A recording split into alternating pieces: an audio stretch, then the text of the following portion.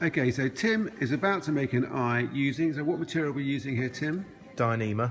Dyneema. And the purpose of, you're trying to do it with a taper. Yeah. And you're doing it in a different way. Now, what are you using there? That's called a Hollow feed. Yeah. You're feeding that through. Then we want to lock it so the splice can't shake loose.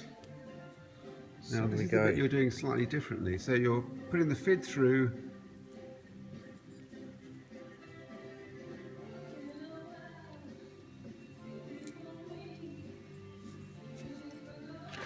And just to make it easier, I put a bigger one in. That's a smart bit of thinking, isn't it? That's a monster fid. Now, okay, so what are you now? You're now about to do something quite interesting, which I've never seen before.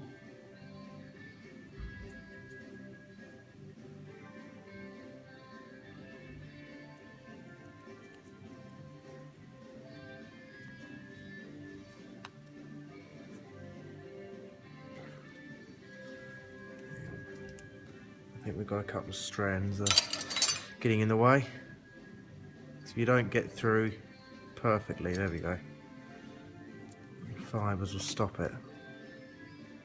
Yeah, so what you mean is you're in a nice clean hole without any interference at all. There we go. So that comes round there, and flip that round. Can you demonstrate that clearly to the camera? So, but then the problem is, then we get a twist here. yeah. So then we put the fid back under there. Pop that back in there. And pull it back round on itself. Like that. Which takes the twist out. That's amazing. So that it's all neat. And then that locks it. And then we... Right, so then what's the next thing you go? Having locked it, the next thing you're going to do now we're is... going to feed it up, feed the tail up the inside. Now, I was always taught to do it from the other way, coming back up this way, but you're interestingly opening up there to start with. Yeah.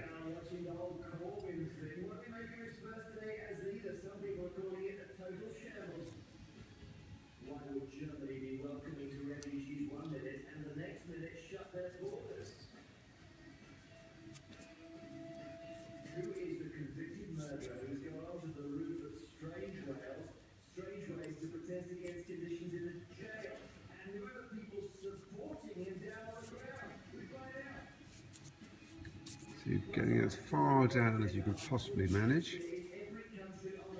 if not further, as it were. Yeah, it doesn't hurt going a bit further because it will always sort itself out afterwards. Pull that out. So, okay, now you've got... So what you're trying to achieve is a very gradual taper, is that correct? Yeah. So So now I'm just going to put a fid in here just to lock it off so it doesn't run away. And now we're going to start picking out the strands.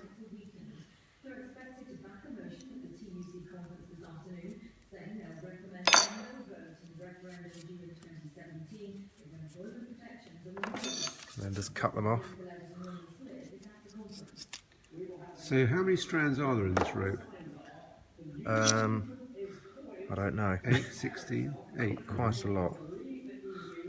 And so each strand, the next one is slightly further down, is that correct? Yeah, there's nothing scientific about it, just work your way down.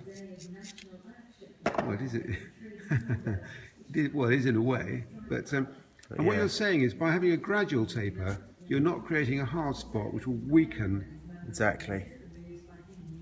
You can just pull them all out and then cut them later on. Yeah. That way you can see if you've got the distances to your satisfaction.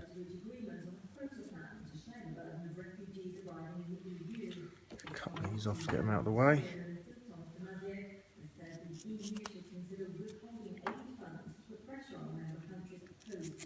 With such a long tail as you achieved, do you need to put any little stitches through it with whipping twine or anything like that? Nope, because the lock will stop it from shaking loose. The lock we put in at the beginning. The lock isn't to do with strength, it's just purely if the splice isn't under load, it'll stop it from sliding out. I've seen various people demonstrate. I've never seen it done like this before. Right. This is the way the manufacturers like it to be done. Do you think they have a special rope deep in their basement? Yeah, it's all tested. And they always break at the end of the, if they're not tapered properly, they always break at the, if you do it without tapering it, yeah, they always break at that point. They don't break up here, they break there. Okay. And then you pull that out again, and then literally just milk it back. Now, so just hold the whole thing up. That looks, hold it from top to finish. So there you have a fabulously tapered. So that's now that finishing about here somewhere. So, Tim, genius. Thank you very much. There you go.